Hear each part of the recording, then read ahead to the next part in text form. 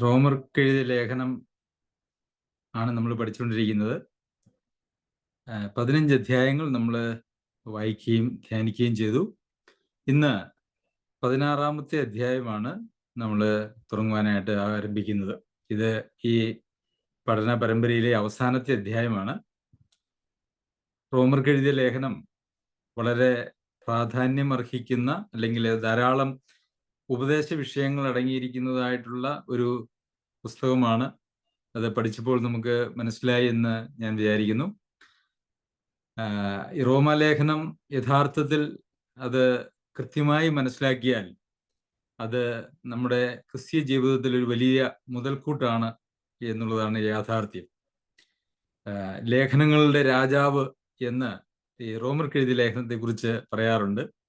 രാജ്ഞി എന്ന് പറയാറുള്ളത് എഫേസ്യർക്ക് എഴുതിയ ലേഖനത്തെ കുറിച്ചാണ്.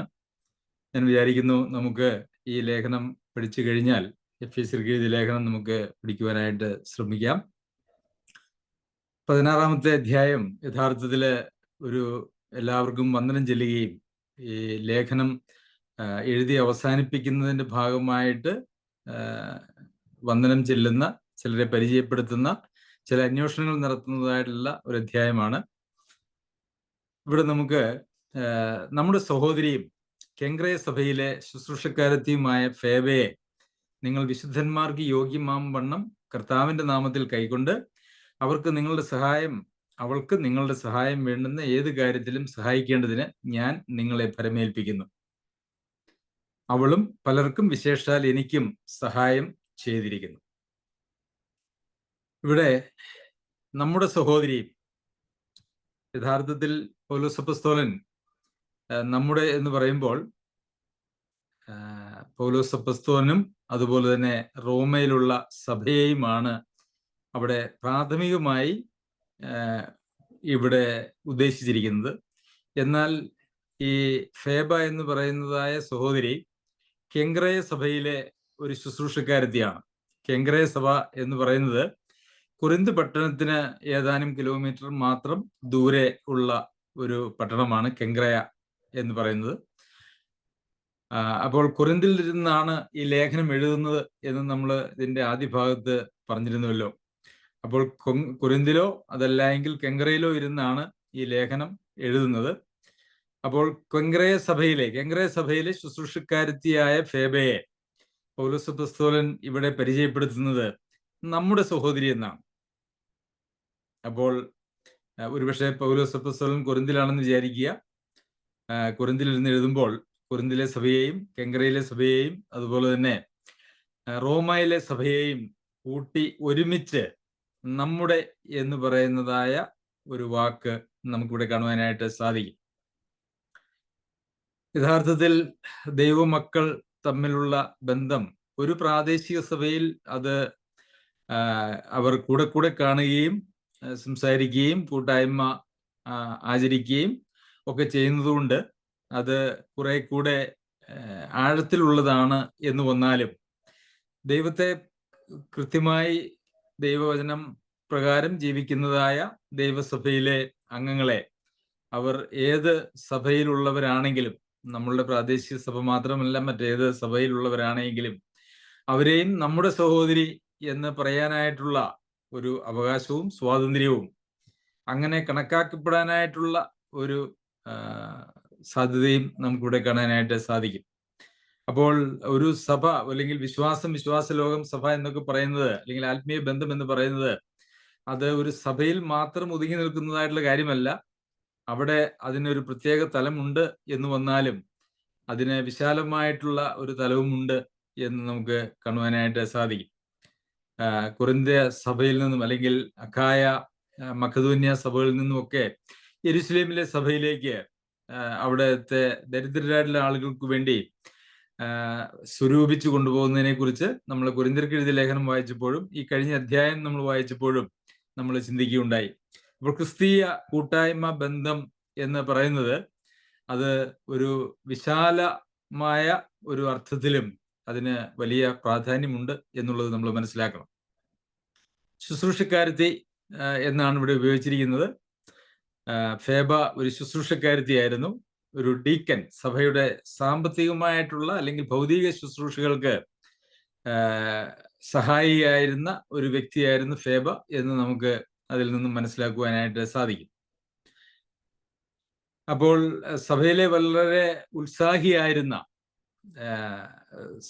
ശുശ്രൂഷയ്ക്കായിട്ട് തിരഞ്ഞെടുക്കേണ്ടുന്നതായിട്ടുള്ള ആളുകളുടെ യോഗ്യതകളെ കുറിച്ച് അപ്പോസ്തല പ്രവൃത്തികളിൽ നിന്ന് നാം ചിന്തിച്ചിട്ടുണ്ട്. വിശ്വാസവും ജ്ഞാനവും അല്ലെങ്കിൽ ആത്മാവും ജ്ഞാനവും നിറഞ്ഞ 7 പേരെ തിരഞ്ഞെടുക്കുവാനായിട്ടാണ് അവിടെ ആവശ്യപ്പെട്ടത്. അതുകൊണ്ട് സ്വാഭാവികമായും കെങ്ക്രയ സഭയിലെ ശുശ്രൂഷക്കാരത്തിയായ ഫേബയ്ക്ക് ആത്മാവും ജ്ഞാനവും നിറഞ്ഞ അല്ലെങ്കിൽ ആത്മാവും വിശ്വാസവും നിറഞ്ഞ ഒരു ആളായിരുന്നു ഫേബ എന്ന് നമുക്ക് ഇവിടെ നിന്നും മനസ്സിലാക്കുവാനായിട്ട് സാധിക്കും. അപ്പോൾ ഫേബയെ എങ്ങനെ കൈക്കൊള്ളണം എന്നാണ് ഇവിടെ റോമയിലെ സഭയ്ക്ക് ഇവിടെ എഴുതുന്നത്. നിങ്ങൾ വിശുദ്ധന്മാർക്ക് യോഗ്യമാകും വണ്ണം കർത്താവിന്റെ നാമത്തിൽ കൈക്കൊണ്ട്. എന്തുകൊണ്ടാണ് ഇങ്ങനെ പറയുന്നത്? ഇതിനെക്കുറിച്ച് ആളുകൾ പൊതുവെ ചിന്തിക്കുന്നത്, പൗലോസ് അപ്പോസ്തലൻ ഈ ലേഖനം എഴുതി അത് ഈ ഫേബ സഹോദരിയെ ഏൽപ്പിച്ചാണ് റോമയിലേക്ക് അയക്കുന്നത്. അതുകൊണ്ടാണ് ഇങ്ങനെ എഴുതിയിരിക്കുന്നത് എന്നാണ് പൊതുവിൽ എല്ലാവരും അതിനെക്കുറിച്ച് ചിന്തിക്കുന്നത്. ഈ ലേഖനവുമായിട്ട് ചെല്ലുമ്പോൾ ഈ സഹോദരിയെ എങ്ങനെ കൈക്കൊള്ളണം എന്നുള്ള ഒരു നിർദ്ദേശമാണ് ഇവിടെ പൗലോസ് അപ്പോസ്തലൻ കൊടുക്കുന്നത്. അപ്പൊ വിശുദ്ധന്മാർക്ക് യോഗ്യമാകും വണ്ണം കർത്താവിന്റെ നാമത്തിൽ കൈക്കൊണ്ട്.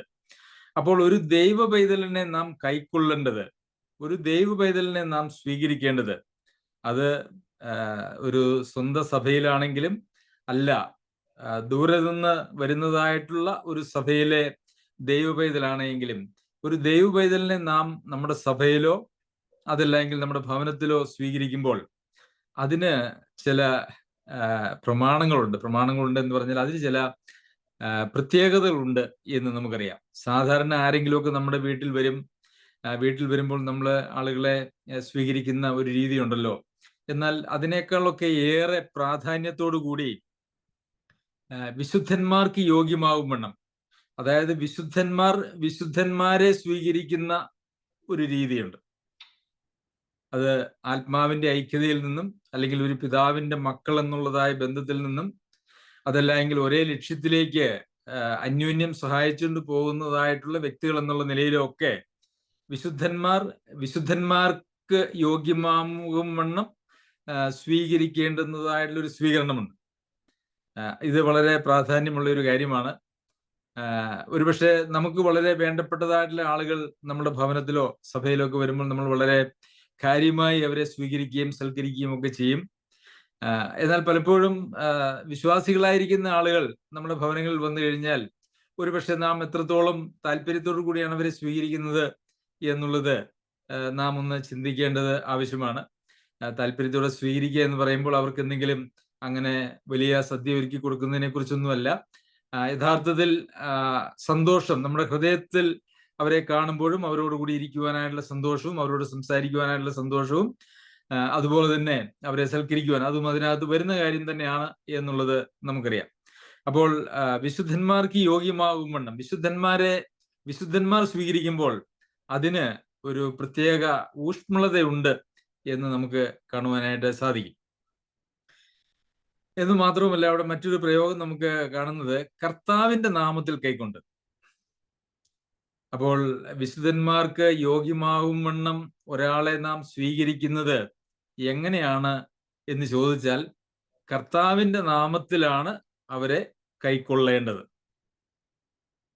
അതായത് കർത്താവ് അയക്കുന്ന, കർത്താവിന് വേണ്ടപ്പെട്ട ഒരാളെ, നമ്മുടെ കർത്താവായ യേശുക്രിസ്തു നമ്മുടെ അടുക്കിലേക്ക് അയക്കുന്ന ആ കർത്താവിനെ ഏറ്റവും പ്രിയപ്പെട്ടതായിട്ടുള്ള ഒരാളെ നാം കൈക്കൊള്ളുന്നത് എങ്ങനെയാണോ അങ്ങനെയാണ് നാം ഒരു ദൈവ പൈതലിനെ നമ്മുടെ സഭയിലോ അതല്ലെങ്കിൽ നമ്മുടെ വീട്ടിലോ നാം കൈക്കൊള്ളേണ്ടത് എന്നുള്ളൊരു പ്രമാണവും നമുക്കിവിടെ കാണുവാനായിട്ട് സാധിക്കും.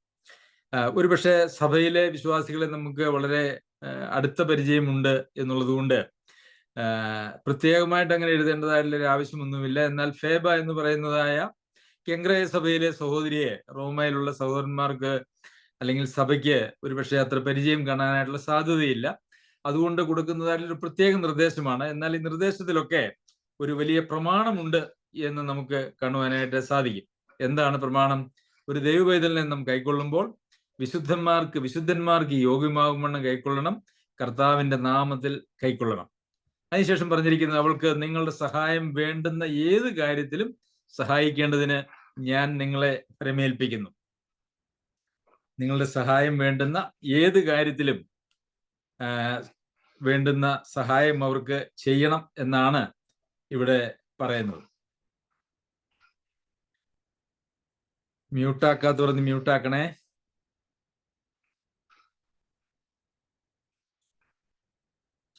ഓക്കെ.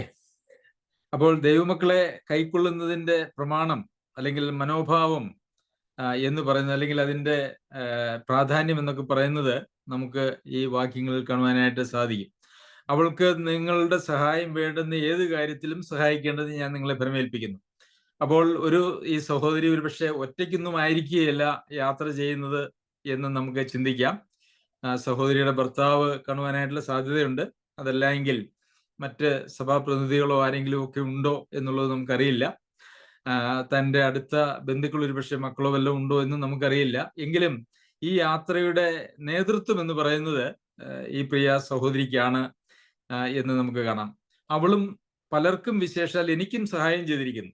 അപ്പോൾ ഈ ഫേബയെ സംബന്ധിക്കുന്ന, ശുശ്രൂഷക്കാരത്തിയായ ഫേബയെ സംബന്ധിക്കുന്നതായിട്ടുള്ള സാക്ഷ്യം എന്ന് പറയുന്നത്, അവൾ പലർക്കും, വിശേഷാൽ എനിക്കും സഹായം ചെയ്തിരിക്കുന്നു. ഇത് ഏത് നിലയിലൊക്കെയാണ് ഈ ഫേബ എന്ന് പറയുന്ന സഹോദരി സഹായം ചെയ്തത് എന്നുള്ളതിനെ കുറിച്ച് നമുക്ക് വ്യക്തമായിട്ടുള്ള സൂചനകളൊന്നുമില്ല.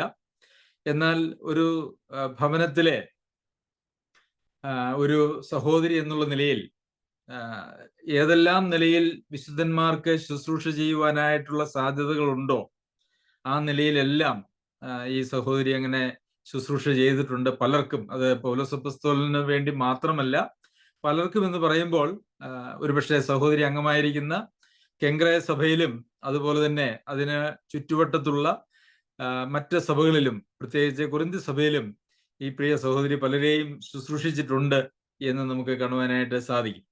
അപ്പോൾ അങ്ങനെ ശുശ്രൂഷ മനോഭാവമുള്ള ആളുകളെയാണ്, അതായത് മറ്റുള്ളവർക്ക് സഹായം വിവിധ നിലകളിൽ ഓരോരുത്തരുടെയും സാധ്യതകൾക്കനുസരിച്ച് ചെയ്യുന്ന ആളുകളെയാണ് ആ ശുശ്രൂഷ പരമേൽപ്പിക്കുന്നത്. കാരണം ദൈവാത്മാവ് അങ്ങനെയുള്ള കൃപാവരവും വിളിയും അവർക്ക് കൊടുക്കുകയും അവരാ കാര്യത്തിലുള്ള താല്പര്യവും അവരുടെ സന്നദ്ധതയും അതുപോലെ സമർപ്പണവും തെളിയിക്കപ്പെടുകയും ചെയ്യുമ്പോഴാണ് അത്തരം ശുശ്രൂഷകൾ അവരെ ഏൽപ്പിക്കുന്നത് എന്ന് നമുക്ക് കാണുവാനായിട്ട് സാധിക്കും. ഒരു സഹോദരി എങ്ങനെയാണ് സഭയിൽ ശുശ്രൂഷ അല്ലെങ്കിൽ ദൈവമക്കളിൽ ശുശ്രൂഷ ചെയ്യേണ്ടത്, അല്ലെങ്കിൽ ദേശത്ത് ആ സഹോദരിയെ സംബന്ധിക്കുന്നതായിട്ടുള്ള എന്തായിരിക്കണം എന്നുള്ളതിനെ കുറിച്ച് നാം ഇതിനു മുമ്പ് ചിന്തിച്ചിട്ടുണ്ട്. തിമോത്തിയോസിന് എഴുതിയ 1-ാം ലേഖനം 5-ാം അധ്യായത്തിൽ നാം അതിനെക്കുറിച്ച് വിശദമായി ചിന്തിച്ചതാണ്. ഒരു സഭയിലെ ഒരു സഹോദരിയിൽ നിന്നും കർത്താവ് ആഗ്രഹിക്കുന്നതായിട്ടുള്ള നിലവാരം ഏത് തലത്തിലാണ് എന്ന് നമുക്ക് അവിടെ കാണുവാനായിട്ട് സാധിക്കും.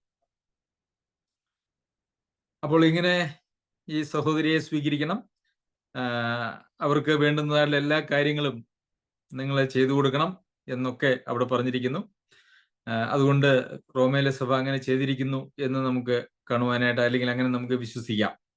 ശരി, 3-ാമത്തെയും 4-ാമത്തെയും വാക്യത്തിൽ നാം കാണുന്നത്, ക്രിസ്തുയേശുവിൽ എൻ്റെ കൂട്ടുവേലക്കാരായ പ്രിസ്കിയെയും അക്വീലാവെയും വന്ദനം ചെയ്യുവിൻ. ഇപ്പോൾ ഈ പ്രിസ്കയും അക്വീലാവും അവര് യഥാർത്ഥത്തിൽ കൊരിന്ത്യ സഭയിൽ ഉണ്ടായിരുന്ന ആളുകളാണ്. പൗലോസ് അപ്പോസ്തലൻ കൊരിന്തിൽ വെച്ചാണ് അവരെ കണ്ടുമുട്ടുകയും അവരുടെ തൊഴിൽ ഒന്നാകൊണ്ട് അവരൊരുമിച്ച് തൊഴിൽ ചെയ്ത് അവിടെ അങ്ങനെയാണ് കൊരിന്തിൽ ഒരു സഭ രൂപപ്പെടുന്നത്. അതിനുശേഷം ഇവരെ റോമയിലേക്ക് താൽക്കാലികമായിട്ടോ ഒക്കെ അയച്ചിട്ടുണ്ടാവാം. എന്തായാലും ഈ ലേഖനം അയക്കുന്ന സമയത്ത് ഒരുപക്ഷെ പ്രിസ്കയും അക്വിലാവും റോമയിലോ അല്ലെങ്കിൽ റോമയുടെ പരിസരത്തോ ഉള്ള ഏതെങ്കിലും ഒരു സഭയിലായിരിക്കാം എന്നാണ് ഈ വാചകങ്ങളിൽ നിന്ന് നമുക്ക് മനസ്സിലാക്കുവാനായിട്ട് സാധിക്കുന്നത്. എൻ്റെ കൂട്ടുവേലക്കാരായ പ്രിസ്കയും അക്വിലായെയും വന്ദനം ചെയ്യുവിൻ. അപ്പോസ്തല പ്രവൃത്തികൾ 18-ാം അധ്യായം എടുത്തു നോക്കിയാൽ നമുക്ക് പൗലോസ് അപ്പോസ്തലൻ അവരെ കണ്ടുമുട്ടുന്നതും അതിനുശേഷമുള്ള കാര്യങ്ങളൊക്കെ നമുക്ക് അവിടെ കാണുവാനായിട്ട് സാധിക്കും. അപ്പോൾ പൗലോസ് അപ്പോസ്തലനോട് കൂടെ പൗലോസ് അപ്പോസ്തലന്റെ ഒരു ടീമിലെ അംഗമായിട്ട് സുവിശേഷ പ്രവർത്തനത്തില് അല്ലെങ്കിൽ സുവിശേഷത്തിന് വേണ്ടിയുള്ള പോരാട്ടത്തിൽ ആ ടീമിലെ അംഗങ്ങളായിട്ട് പ്രിസ്കില്ലയെയും അക്വിലാവിനെയും നമുക്കിവിടെ പറഞ്ഞിരിക്കുന്നത് നമുക്ക് കാണുവാനായിട്ട് കഴിയും.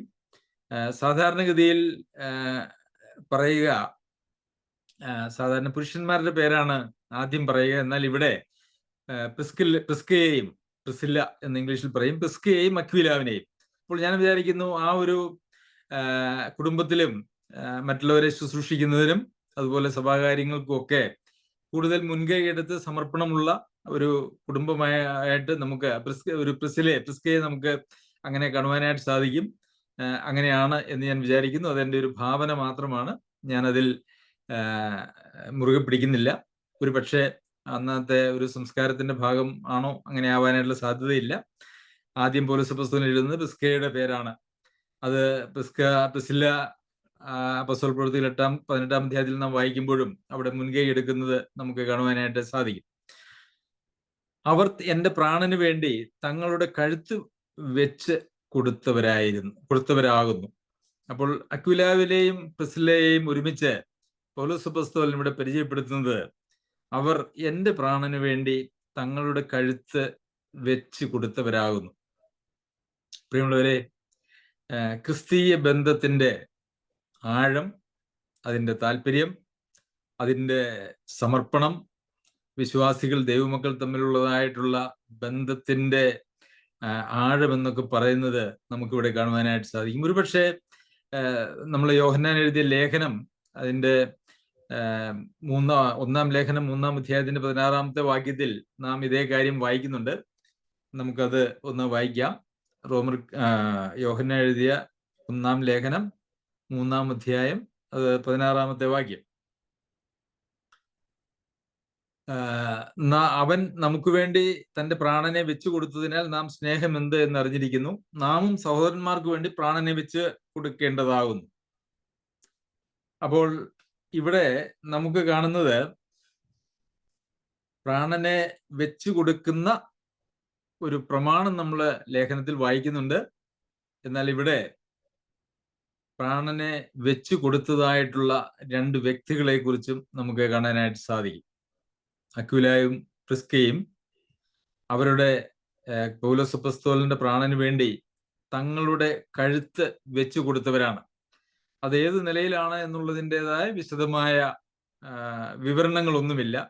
എന്തായാലും അവരുടെ ജീവൻ തന്നെ ത്യജിച്ചുകൊണ്ട് പൗലോസ് അപ്പോസ്തലന്റെ രക്ഷയ്ക്കായിട്ട് പൗലോസ് അപ്പോസ്തലന്റെ ജീവൻ നിലനിർത്തുന്നതിന് വേണ്ടി അല്ലെങ്കിൽ പ്രാണരക്ഷയ്ക്ക് വേണ്ടിയിട്ട് അവർ ഈ പീഡനത്തിന്റെ മധ്യയാകാനായിട്ടുള്ള സാധ്യതയുണ്ട്. ഒരുപക്ഷെ പൗലോസ് അപ്പോസ്തലൻ കൊല്ലപ്പെട്ടേക്കാം എന്നുള്ള ഒരു സാഹചര്യം വന്നപ്പോൾ അവരുടെ ജീവൻ പണയം വെച്ചുകൊണ്ട് പൗലോസ് അപ്പോസ്തലനെ രക്ഷിക്കുവാനായിട്ടുള്ള ഒരു ശ്രമം അവരെ നടത്തിയിട്ടുണ്ടാവാം. പ്രിയമുള്ളവരെ, അതാണ് യഥാർത്ഥത്തിൽ ക്രിസ്തീയ ബന്ധത്തിന്റെ പ്രാധാന്യം, അതിന്റെ വില, അതിന്റെ ആഴം എന്നൊക്കെ പറയുന്നത്. ഞാൻ വിചാരിക്കുന്നു അതൊക്കെ ഇനിയും ഈ 21-ാം നൂറ്റാണ്ടിലെ സഭകളും വിശ്വാസികളുമൊക്കെ ആ ഒരു കാര്യം, ആ ഒരു തലത്തിലേക്ക് നമ്മളുടെ ചിന്തയും കാഴ്ചപ്പാടും നമ്മുടെ ലക്ഷ്യങ്ങളും ഒക്കെ മാറേണ്ടത് ആവശ്യമാണ്. നമ്മൾ അന്ത്യകാലത്ത് ദുർഘട സമയങ്ങൾ വരുമെന്നറിയുക. മനുഷ്യ സ്വസ്നേഹികളും ദ്രവ്യാഗ്രഹികളും വമ്പ് പറയുന്നവരും എന്നൊക്കെ പറഞ്ഞ് നമ്മൾ തിമോത്തിയോസിന് എഴുതിയതായിട്ടുള്ള ലേഖനത്തിൽ നാം വായിക്കുന്നുണ്ട്. അവിടെ നാം വായിക്കുന്നത് പോലെ 21-ാം നൂറ്റാണ്ടിലെ സഭകളിലെ വിശ്വാസികളുമൊക്കെ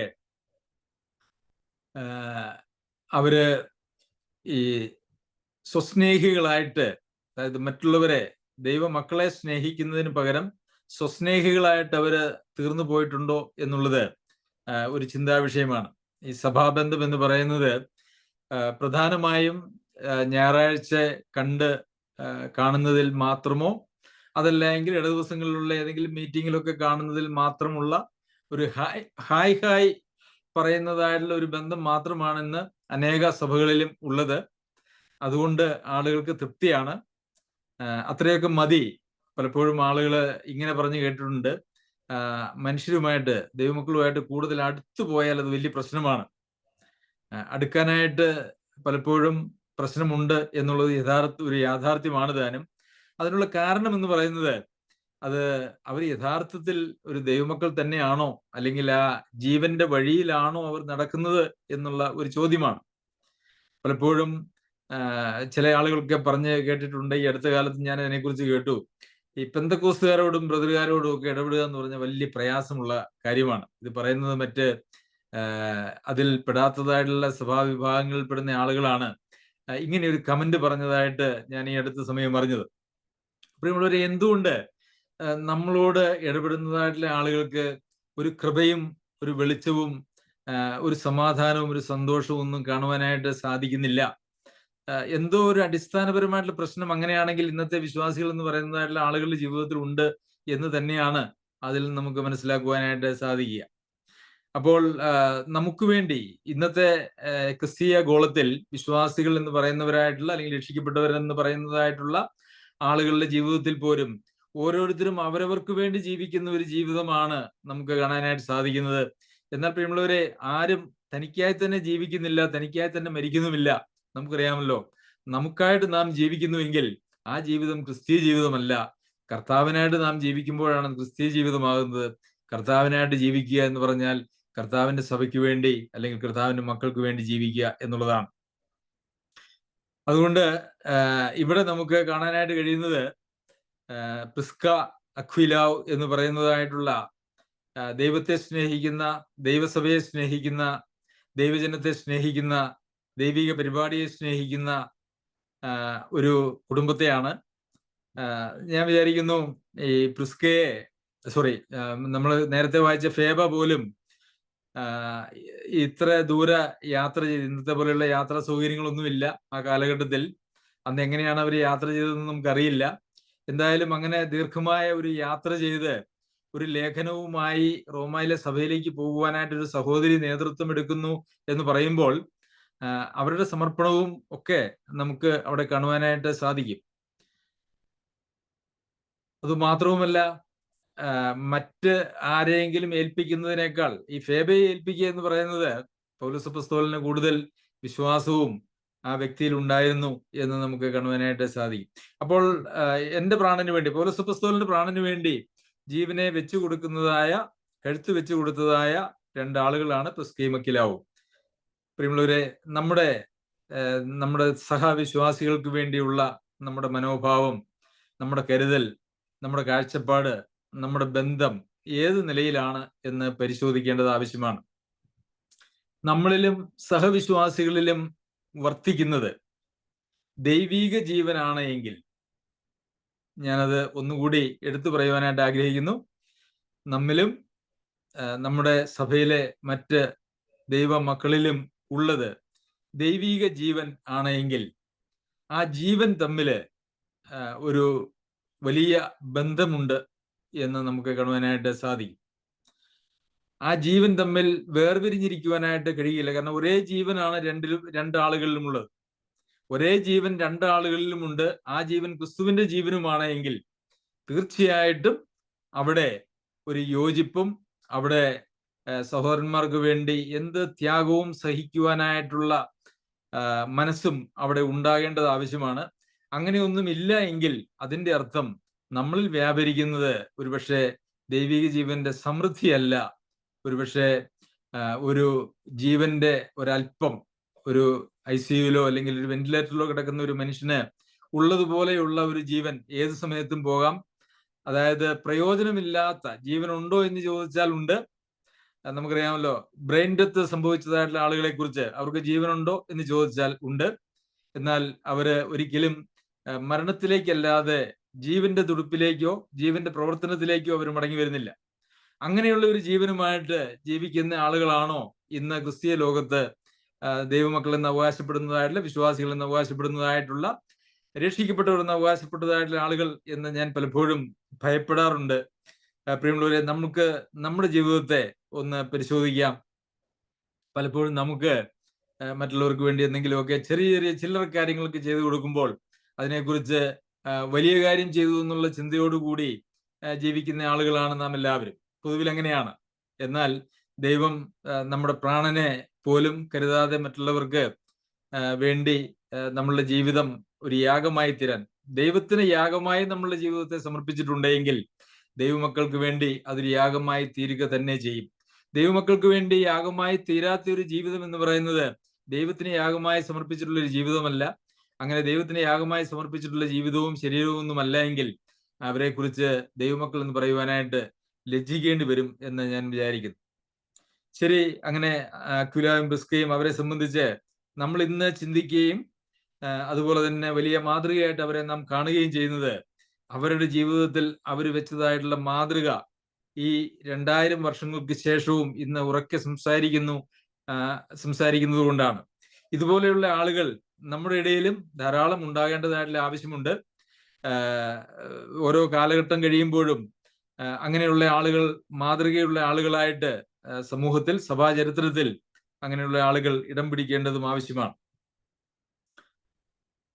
ഒരുപക്ഷെ യോഹന്നാൻ ലേഖനം എഴുതുമ്പോൾ ആ ലേഖനത്തിൽ ജീവൻ വെച്ച് കൊടുക്കേണ്ടതാകുന്നു എന്നുള്ള ഒരു പ്രമാണം മാത്രം എഴുതുകയും എന്നാൽ ഇങ്ങനെയൊരു ഉദാഹരണം, അങ്ങനെ ജീവിച്ചതായിട്ടുള്ള ഒരു ഉദാഹരണം നമുക്ക് ഇല്ലായിരുന്നുവെങ്കിൽ ഒരുപക്ഷെ അതൊരു തിയറിയാണ് എന്നൊക്കെ ആളുകൾ പറഞ്ഞേക്കാമായിരുന്നു. എന്നാൽ അതൊരു തിയറി ഒന്നുമല്ല, അത് ശരിക്കും ഒരു പ്രാക്ടിക്കൽ തന്നെയാണ് എന്ന് നമുക്ക് കാണുവാനായിട്ട് കഴിയും. അപ്പോൾ നാം നമുക്ക് വേണ്ടി ജീവിക്കുന്നുവോ, നാം നമ്മുടെ ജീവന് വേണ്ടി നമ്മുടെ ജീവനെ രക്ഷിക്കുവാനായിട്ട് ശ്രമിക്കുന്നുവോ എന്നുള്ളതാണ് യഥാർത്ഥത്തിൽ ഇവിടെയുള്ളതായ പ്രശ്നം എന്ന് പറയുന്നത്. അതുപോലെ അവരുടെ വീട്ടിലെ സഭയെയും വന്ദനം ചെയ്യുവിൻ. 5-ാം അധ്യായത്തിന്റെ 5-ാം വാക്യത്തിന്റെ ആദ്യ ഭാഗം, അവരുടെ വീട്ടിലെ സഭയെ വന്ദനം ചെയ്യുവിൻ.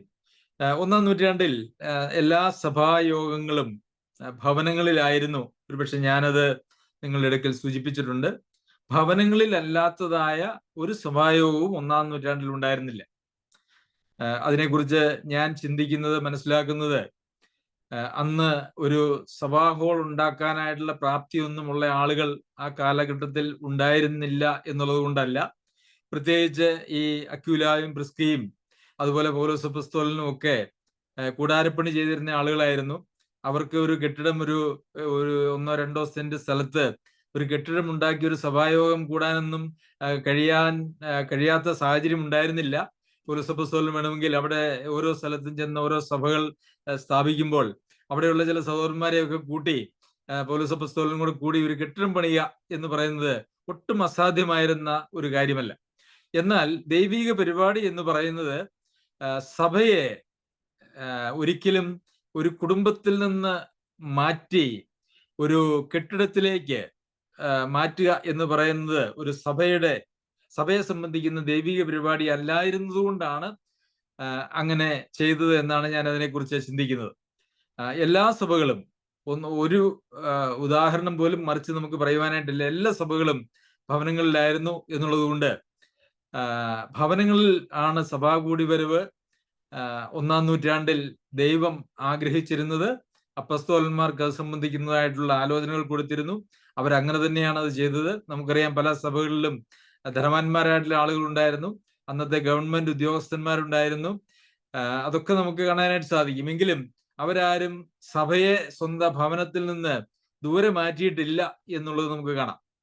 ഇന്ന് നാം അനുഭവിക്കുന്നതായിട്ടുള്ള പ്രശ്നം എന്ന് പറയുന്നത് സഭയെ ഭവനത്തിൽ നിന്നും ദൂരേക്ക് മാറ്റി വേറെ ഒരു എൻറ്റിറ്റി ആയിട്ട്, വേറൊരു പ്രസ്ഥാനമായിട്ട് അതിനെ കാണുവാനായിട്ടാണ്. നമുക്കറിയാം, ഒരു ഭവനത്തിൽ ഒരു സഭായോഗം കൊണ്ടു നടക്കുക എന്ന് പറയുന്നതിന് വളരെയേറെ അതിന് സമർപ്പണവും അതിന് ബുദ്ധിമുട്ടും ഒക്കെ ഉണ്ട്.